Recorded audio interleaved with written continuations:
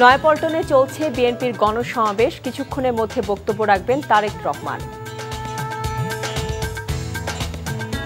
শেখ হাসিনা ও রেহানা সহ ৩৩০ জনকে আসামি করে সাভারে মামলা, নাটোরে আরও ২টি মামলা। আশুলিয়ার জিরাবতে গার্মেন্টস শ্রমিকদের দুই পক্ষের সংঘর্ষে এক নারী শ্রমিক নিহত। জনগণের ম্যান্ডেটেই সংস্কার চলছে, কাজ শেষে নির্বাচন, দল গঠনের খবর গুজব, শ্রম উপদেষ্টা।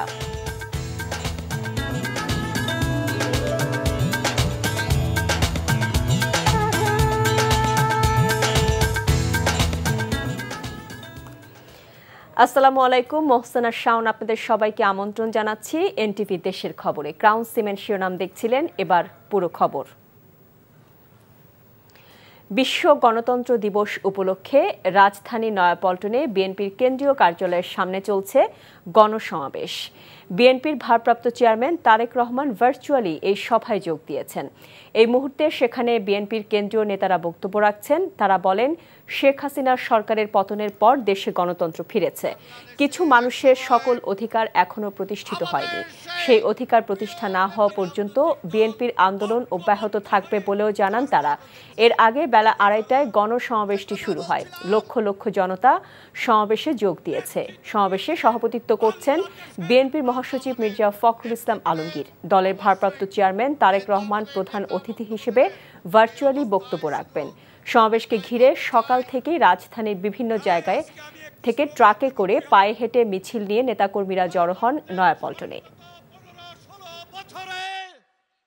স্থায়ী কমিটির অন্যতম সদস্য বাংলাদেশ জাতীয়তাবাদী দল বিএনপির জাতীয় স্থায়ী করেছে, রক্তাক্ত করে বাংলার সবুজ যেমন বাংলাদেশে এক সময় আমাদের সেই প্রিয় নেতা রাজনৈতিক দল ঐক্যবদ্ধ হয়ে, কিন্তু আজকে আমরা দেখছি যে তারা যে কথা বলছিলাম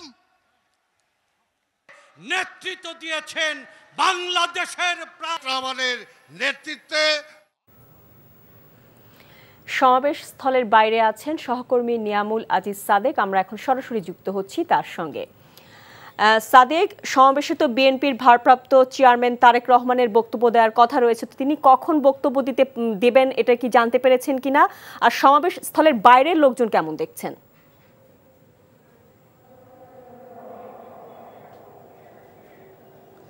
বাইরের লোকজন এখন এই মুহূর্তে, যেহেতু সমাবেশের সর্বশেষ অবস্থা, আপনাকে আমি ক্যামেরার চোখে একটু দেখাতে চাই। সেটি হচ্ছে যে এই পুরো কানায় কানা পরিপূর্ণ হয়ে গেছে। আমরা প্রায় মতিঝিল পর্যন্ত গিয়েছি। মতিঝিলের আরামবাগের যে অংশটুকু, সেই অংশ পর্যন্ত অজস্র মানুষ কিন্তু এখানে অংশগ্রহণ করেছেন। অধিকাংশই বিএনপির অঙ্গ সহযোগী সংগঠনের নেতাকর্মীরা। তারা সকাল 11টা থেকেই এখানে আসা শুরু করেন বিভিন্ন জায়গা থেকে। যেহেতু এটি একটি মহাসমাবেশ এবং আন্তর্জাতিক গণতন্ত্র দিবস উপলক্ষে এই সমাবেশ, সে কারণে পুরো বাংলাদেশ থেকেই বিভিন্ন নেতাকর্মীরা এখানে আসছেন। এবং আপনি জানেন যে 5 তারিখে ছাত্র জনতার বিপ্লবের পরে এই সমাবেশের অত্যন্ত গুরুত্ব বহন করে, কারণ এই অন্যতম একটি বড় দল হচ্ছে জাতীয়তাবাদী বিএনপি দল। এই বিএনপি দলের যারা পরবর্তী ভোটে দাঁড়াবেন, তারা কিন্তু তাদের দলীয় নেতাকর্মীদের নিয়ে শোডাউন করেছেন এবং এই জায়গাগুলোতে আমরা সেটার প্রতিফলন দেখেছি। প্রায় প্রতিটি ওয়ার্ডে, প্রতিটি জেলায় কিংবা উপজেলার নেতাকর্মীরা কিন্তু এসেছেন তাদের নেতৃবৃন্দের নেতৃত্বে। এবং একই সঙ্গে আপনাকে জানাতে চাই যে এখানে কিছুক্ষণ আগে নেতৃবৃন্দ কথা বলেছেন। তাদের মূলত যে কথাটি তারা বলতে চেয়েছেন সেটি হচ্ছে যে আগামী যে নির্বাচনটি, সেই নির্বাচনের রোড ম্যাপটি করা প্রয়োজন, সংস্কার অতি দ্রুত করা প্রয়োজন। একই সঙ্গে যদি যারা এর আগে পরাজিত হয়েছে, বিশেষ করে আওয়ামী লীগ সরকার যারা পালিয়ে গেছে, তারা যেন কোনোভাবে বাংলাদেশের ঐক্যটাকে বিনষ্ট করতে না পারে, এই কথাগুলোই বারবার নেতাকর্মীদেরকে বলা হচ্ছিল। আর আপনি জানতে চেয়েছিলেন তারেক রহমান ভারপ্রাপ্ত চেয়ারম্যান বিএনপির, তিনি এখন পর্যন্ত বক্তব্য দেননি। তিনি বক্তব্যের মাধ্যমে আসলে নেতাকর্মীদেরকে আগামী পথ নির্দেশনা দিবেন, আগামী দিনগুলোতে তারা কিভাবে কাজ করবেন সংস্কার হওয়া পর্যন্ত, সংস্কার হলে তারা কিভাবে নেতাকর্মীরা তাদের ভোটের ময়দানে একসাথে এগিয়ে যাবেন, সে বিষয়টিও তারেক রহমান দিক নির্দেশনা দিবেন বলে আমরা জানতে পেরেছি। তবে এখানের যিনি প্রধান অতিথি হিসেবে থাকবেন, তিনি এখানে যিনি থাকবেন তিনি হচ্ছেন মহাসচিব, বিএনপির মহাসচিব। তিনি এখান থেকে তাদের বক্তব্যগুলো জানাবেন। তবে এখানে স্থায়ী কমিটির সদস্য যারা কেন্দ্রীয় নেতা বিএনপির, তারা কিন্তু বারবার বলার চেষ্টা করেছেন আওয়ামী লীগ যে দলীয় প্রতিষ্ঠানগুলোকে নষ্ট করে দিয়েছে, আওয়ামী লীগ যে সাংবিধানিক প্রতিষ্ঠানগুলোকে নষ্ট করে দিয়েছেন, সেই নষ্টের জায়গা থেকে, সেই ধারাবাহিকতা থেকে গণতান্ত্রিক যে চর্চা, তাদের ভাষায় তারা বলছে যে শহীদ রাষ্ট্রপতি জিয়াউর রহমান যে বহুদলীয় গণতন্ত্রের প্রবর্তন করেছেন, সেই বহুদলীয় গণতন্ত্রের প্রবর্তন তারা আবার দেখতে চান, যেন প্রত্যেকটি মানুষ সত্যিকার অর্থে তাদের যে ন্যায্য অধিকার, সেই ন্যায্য অধিকারগুলো ফিরে পায়, মানুষ যেন দুর্নীতিমুক্ত একটি সমাজ গড়তে পারে। একই সঙ্গে তারা যেন রাষ্ট্রকে কোনো ধরনের হাতিয়ার হিসেবে ব্যবহার না করে, বিশেষ করে আইন শৃঙ্খলা বাহিনী কোনো দলের পক্ষ থেকে যেন তারা কোনোভাবে কাজ না করে। আপনাকে দেখাতে চাই যে সকাল থেকে বিভিন্ন অঙ্গ সংগঠনগুলো, বিশেষ করে যুব দল, শ্রমিক দল, ছাত্র দল, স্বেচ্ছাসেবক দল এবং রিক্সা শ্রমিক দল, যতগুলো অঙ্গ সংগঠন আছে তারা কিন্তু এখানে এসেছেন এবং তাদের প্রত্যেকের কিন্তু আলাদা আলাদা পরিচায়ক আছে। বিশেষ করে প্রত্যেকে আলাদা ক্যাপ পরেছেন, খণ্ড খণ্ড মিছিল নিয়ে তারা বিভিন্ন জায়গায় অবস্থান নিয়েছেন। আপনাকে যদি দেখাই যে কাকরাইল মোড়েও কিন্তু এই সমাবেশের অসংখ্য মানুষ গিয়েছে, এই সমাবেশে অসংখ্য মানুষ কাকরাইল মোড়েও অবস্থান করেছে। সে কারণে এই কাকরাইল মোড়ের যে জায়গাটি আছে সেটিতে কিন্তু অসংখ্য মানুষ আপনি নিশ্চয়ই দেখতে পাচ্ছেন ক্যামেরার চোখে, যে বার্ডস আই ভিউতে নিশ্চয়ই দেখতে পাচ্ছেন। তো এই ছিল আসলে সর্বশেষ অবস্থা। এখানে কিছুক্ষণের মধ্যে বিএনপি মহাসচিব এবং বিএনপির ভারপ্রাপ্ত চেয়ারম্যান তিনি বক্তব্য দিবেন, এরই মাধ্যমে আগামী দিনের পথ নির্দেশনাগুলো দিবেন আন্তর্জাতিক গণতন্ত্র দিবসের উপলক্ষে। মোসেনা, জানছিলাম বিএনপির গণসমাবেশের খবর। এদিকে ঢাকার বাইরে দেশের সব বিভাগে সমাবেশ ও র্যালি করছে বিএনপি। বরিশাল বিভাগীয় সমাবেশ এবং র্যালিতে অংশ নেন বিএনপির হাজার হাজার নেতাকর্মী।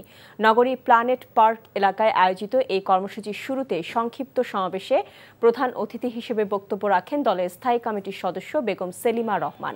এদিকে বিএনপির ভাইস চেয়ারম্যান নিতাই রায় চৌধুরী বলেছেন, রাজনীতিবিদরাই দেশ পরিচালনার কাজ করবে, দেশের গণতন্ত্র রক্ষা এবং গণতন্ত্র ফিরিয়ে আনতে হবে, তাই বর্তমান সরকারকে দ্রুত সময়ের মধ্যে নির্বাচন দিতে হবে। দুপুরে ময়মনসিংহ সার্কিট হাউস মাঠে বিএনপি আয়োজিত বিশ্ব গণতন্ত্র দিবসের সমাবেশে তিনি এসব কথা বলেন। রংপুর কালেক্টরেট ঈদগাহ মাঠে সমাবেশ শুরু হওয়ার আগে প্রধান অতিথি হিসেবে বক্তব্য রাখেন বিএনপির স্থায়ী কমিটির সদস্য অবসরপ্রাপ্ত মেজর হাফিজ উদ্দিন। বিকেলে র্যালি বের হয়ে নগরীর বিভিন্ন সড়ক প্রদক্ষিণ করেন নেতাকর্মীরা। এছাড়া চট্টগ্রাম, রাজশাহী, সিলেট, ফরিদপুর ও কুমিল্লায় সমাবেশ ও র্যালি বের হয়।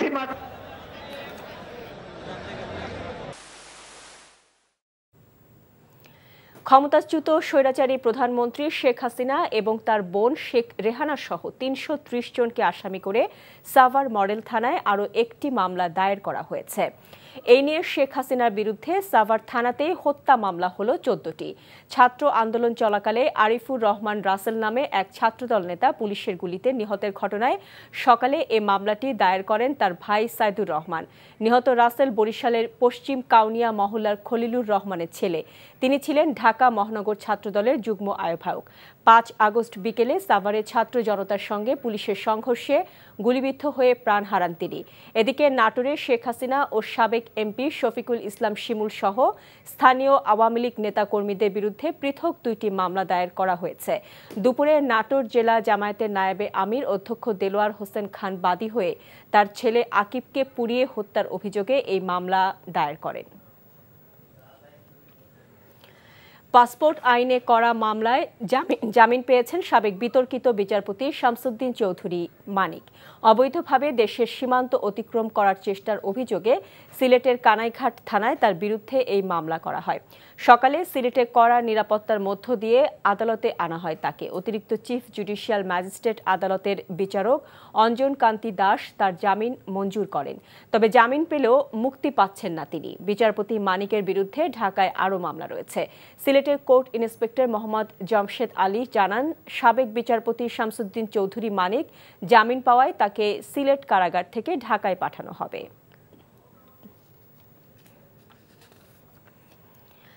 জনগণ শুধু নির্বাচন ও ক্ষমতার পালাবদলের জন্য গণ অভ্যুত্থানে অংশ নেয়নি, তারা আন্দোলনে অংশ নিয়েছিল ফ্যাসিবাদী ব্যবস্থার বিলুপ্তির জন্য। জনগণের সমর্থনে সেই সংস্কার কাজ চলছে বলে মন্তব্য করেছেন শ্রম ও কর্মসংস্থান মন্ত্রণালয়ের উপদেষ্টা আসিফ মাহমুদ সজীব ভুঁইয়া। দুপুরে রাজশাহীতে জাতীয় পেশাগত স্বাস্থ্য নিরাপত্তা বিষয়ক গবেষণা এবং প্রশিক্ষণ ইনস্টিটিউটের উদ্বোধন অনুষ্ঠান শেষে সাংবাদিকদের তিনি একথা বলেন। এ সময় উপদেষ্টা বলেন, বিভিন্ন রাজনৈতিক দলগুলোর সাথে বৈঠক হচ্ছে, এছাড়াও তাদের সাথে যোগাযোগ হচ্ছে যেন কোনো ভুল বোঝাবুঝি সৃষ্টি না হয়। দেশের সংস্কার শেষে নির্বাচন দিয়ে ক্ষমতা হস্তান্তর করা হবে। আসিফ মাহমুদ বলেন, ছাত্রদের দ্বারা রাজনৈতিক দল গঠনের ব্যাপারে গুজব ছড়াচ্ছে। রাজনৈতিক দল গঠনের ব্যাপারে তাদের কোনো আগ্রহ নেই বলে তিনি জানান। বলেন, তাদের প্রত্যেকের নিজস্ব পেশা আছে, রাষ্ট্রীয় এই দায়িত্ব শেষে সকলে যার যার কাজে ফিরে যাবে। অভ্যুত্থান হয়েছে স্পষ্টভাবেই ফ্যাসিবাদী ব্যবস্থার বিলোপের মধ্য দিয়ে জন্য।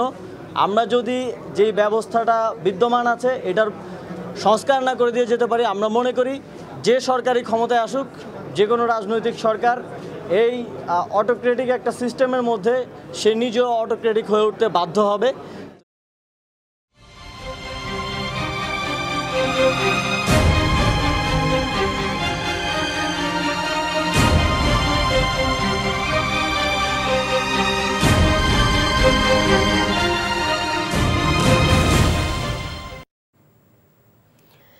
স্বৈরাচার বিরোধী আন্দোলনের চূড়ান্ত বিজয়ের আগ মুহূর্তে ঢাকার বাইপাইলে পুলিশের গুলিতে নিহত হন সেখানকার মাছ আড়তে কর্মরত নাটোরের রমজান আলী। গ্রামে থাকা বাবা মায়ের সংসারের সিংহভাগ খরচ চালানো রমজানকে হারিয়ে অনাগত দিনের শঙ্কায় পরিবারটি।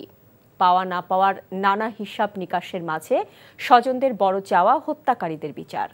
নাটোর থেকে হালিম খানের পাঠানো রিপোর্ট। এভাবে অসময়ে চলে যাওয়া সন্তান রমজান আলীর ছবি নিয়ে বসে থাকেন বৃদ্ধা মা ওজুফা বেগম। তার প্রতীক্ষা যেন কখনো শেষ হবে না। রমজান আলী নাটোরের সিংড়া উপজেলার দুর্গম সাইল হাজিপাড়া গ্রামের প্রান্তিক কৃষক নজরুল ইসলাম ও ওজুফা দম্পতির বড় ছেলে। অভাবী সংসারের হাল ধরতে প্রায় 15 বছর আগে বাবা মাকে পেছনে রেখে রাজধানীতে এসেছিলেন রমজান। এই রাজধানীতে সংসারও পেতেছিলেন তিনি। কাজ করতেন বাইপাইল এলাকার মাছের আড়তে। জুলাই আগস্টের উত্তাল দিনগুলোতে যখন আড়তে কাজ নেই, স্বৈরাচারের নিষ্ঠুরতা তাকেও উদ্বেল করে তোলে। যে কারণে 5 আগস্ট সকালে গণভবন ঘেরাও কর্মসূচিতে আরও 2 বন্ধুর সাথে যোগ দেন রমজান। সেদিন কিছুটা বেলা গড়াতেই হঠাৎ হত্যাকারীর বুলেটে বিদ্ধ হন রমজান, লুটিয়ে পড়েন সড়কে। সহযোদ্ধারা তাকে উদ্ধার করেন ঠিকই, কিন্তু হাসপাতালে পৌঁছাতে পৌঁছাতে তার জীবন প্রদীপ চিরকালের মতো নিভে যায়। একই দিন সাভারে পুলিশের গুলিতে মৃত্যু হয় আরেক হতভাগা গার্মেন্টস কর্মী সোহেল রানার। তার বাড়িও সিংড়া উপজেলার বালাল গ্রামে। এখন স্বজনহারা পরিবারের একটাই দাবি, ঘাতকের উপযুক্ত বিচার। আমার ছেলে মরে গেছে, আমার শোক বসে গেছে, আমার কথা নাই, খাওয়া নাই, আমি উপবাস হয়ে গেছি। যে এই হত্যা করছে আমরা এর বিচার চাই। আমার এই জায়েক, আমার এই ভাসুরে কে খাওয়াইব? ইতিমধ্যেই পরিবার দুটিকে 2 লাখ টাকা করে আর্থিক সহায়তা দিয়েছে জামায়াতে ইসলাম। জেলা প্রশাসনের পক্ষ থেকেও দেয়া হয়েছে সহায়তা। NTV news desk. গাজীপুরে পৃথক সড়ক দুর্ঘটনায় 2 জন নিহত হয়েছে। পুলিশ জানায়, ভোরে গাজীপুরের বোকরা বাইপাস এলাকায় গাড়ি চাপায় 1 জন নিহত হয়েছে। অপরদিকে সকালে ঢাকার ময়মনসিংহ মহাসড়কের পোড়াবাড়ি এলাকায় ডাম ট্রাক এবং কাভার্ড ভ্যান সংঘর্ষে 5 জন আহত হয়েছে। আহতদের উদ্ধার করে শহীদ তাজউদ্দিন মেডিকেল কলেজ হাসপাতালে নেওয়া হলে 1 জনের মৃত্যু হয়। এই দুর্ঘটনার কারণে প্রায় 2 ঘন্টা রাস্তা বন্ধ থাকে। খবর পেয়ে পুলিশ গিয়ে কাভার্ড ভ্যানটি রাস্তা থেকে সরিয়ে নিলে যান চলাচল স্বাভাবিক হয়।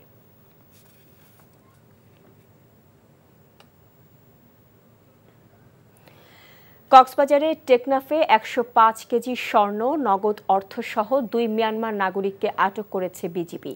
বিজিবি জানায়, আটককৃতরা মায়ানমারের মংরু শহরের বাসিন্দা। গতরাতে টেকনাফ ব্যাটালিয়নের আওতাধীন দক্ষিণ পশ্চিম টেকনাফ পৌরসভা আলিয়াবাদ এলাকায় একটি বাড়িতে অভিযান পরিচালনা করে স্বর্ণের বারসহ নগদ প্রায় 5 লাখ, মিয়ানমার মুদ্রা 2.5 লাখ টাকা এবং 10টি মোবাইল ফোন উদ্ধার করা হয়। তারা বিভিন্ন সময় মিয়ানমার থেকে স্বর্ণালংকার এবং মাদকদ্রব্য বাংলাদেশে পাচার করে থাকে। নারায়ণগঞ্জে চাঞ্চল্যকর ত্বকী হত্যা মামলায় আরও এক আসামিকে গ্রেফতার করেছে র্যাব। গতরাতে নারায়ণগঞ্জ শহরের চাষারা এলাকা থেকে ইয়ার মোহাম্মদ ওরফে পারভেজকে গ্রেফতার করা হয়। দুপুরে আদালতে তাকে হাজির করা হলে আদালত তাকে কারাগারে পাঠানোর নির্দেশ দেন। গত ৮ সেপ্টেম্বর থেকে এ পর্যন্ত ত্বকী হত্যা মামলায় নতুন করে ৫ জনকে গ্রেফতার করা হয়। বাকিদেরও গ্রেফতারের চেষ্টা অব্যাহত আছে বলে জানায় র্যাব। ২০১৩ সালের ৪ মার্চ নিখোঁজের দুদিন পর শীতলক্ষ্যা নদী থেকে ত্বকীর মরদেহ উদ্ধার করে পুলিশ। কুষ্টিয়ার পদ্মা নদীর ভয়াবহ ভাঙন থেকে বসতভিটা রক্ষার দাবিতে সড়ক অবরোধ করেছে এলাকাবাসী। সকালে কুষ্টিয়া ঈশ্বরদী মহাসড়কে ১০ মাইল মুন্সিপাড়া নামক স্থানে মানববন্ধনে সহস্রাধিক নারী পুরুষ অংশ নেন। অন্যদিকে একই দাবিতে জেলার মিরপুর উপজেলার ৫ মাইল নামক স্থানে এবং মহাসড়ক অবরোধ করে মানববন্ধন ও বিক্ষোভ করেছে ভাঙন কবলিত এলাকাবাসী। মানববন্ধনে তারা বলেন, কুষ্টিয়ার ভেড়ামারা এবং মিরপুর উপজেলার ৪টি ইউনিয়ন পদ্মা নদীর ব্যাপক ভাঙন দেখা দিয়েছে। ফলে চরম আতঙ্কে দিন কাটাতে হচ্ছে এসব এলাকার মানুষজনকে। বৌদ্ধ ধর্মাবলম্বীরা নানা আয়োজনে উদযাপন করছে শুভ মধু পূর্ণিমা। খাগড়াছড়িতে মধু পূর্ণিমা পালন করা হচ্ছে। এটি বৌদ্ধ ধর্মাবলম্বীদের একটি গুরুত্বপূর্ণ ধর্মীয় উৎসব। এ উপলক্ষে দেশ, জাতি তথা সকলের মঙ্গল কামনায় গোলাবাড়ি আর্য আরণ্য ভাবনা কুঠিরে বৌদ্ধ নরনারীরা অনুষ্ঠানের আয়োজন করে। এতে পঞ্চশীল গ্রহণের পর ২৮ বুদ্ধ মূর্তি প্রতিস্থাপন, বৌদ্ধ ভিক্ষুদের পিণ্ডদান ও উপগুপ্ত ভান্তে আসন নির্মাণ সহ নানাবিধ অনুষ্ঠান আয়োজন করা হয়। এদিকে মধু পূর্ণিমা উপলক্ষে সকালে বান্দরবানের বিভিন্ন বৌদ্ধ বিহারে আয়োজন করা হয় বুদ্ধ পূজা এবং সমবেত প্রার্থনার। এ সময় বিহারে গিয়ে মোমবাতি প্রজ্বলন করেন এবং ধর্মীয় সমবেত প্রার্থনায় অংশ নিয়ে দেশ এবং জাতির মঙ্গল কামনা করেন তারা। এর সাথে শেষ করছি দেশের খবর, তবে যাবার আগে ক্রাউন সিমের শিরোনামগুলো জানিয়ে যাব আরও একবার।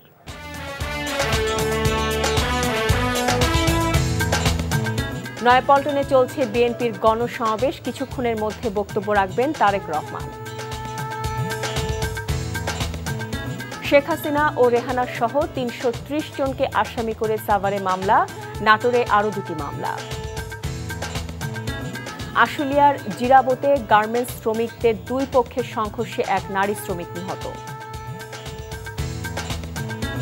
জনগণের ম্যান্ডেটে সংস্কার চলছে, কাজ শেষে নির্বাচন, দল গঠনের খবর গুজব, শ্রম উপদেষ্টা।